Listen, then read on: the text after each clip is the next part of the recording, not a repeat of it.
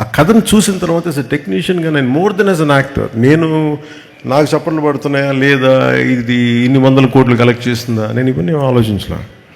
But what a brilliant piece of making అనిపించింది. I want associate with Sujith అనిపించింది.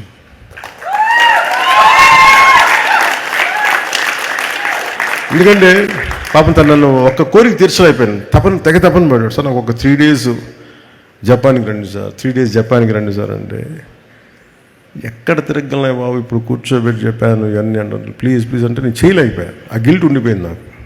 తనే వెళ్ళి జపాన్లో కథ చెప్పాడు, కానీ ఏదో లాస్ట్లో నేను కూర్చోబెట్టి ఇంకప్పుడు నాకు గిల్ట్ వచ్చి కొన్ని షార్ట్స్ చేసాం ఫైనల్గా ఇక్కడే.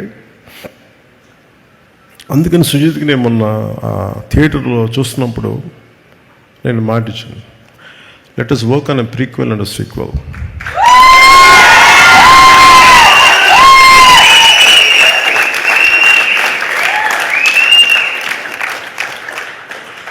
కాకపోతే అది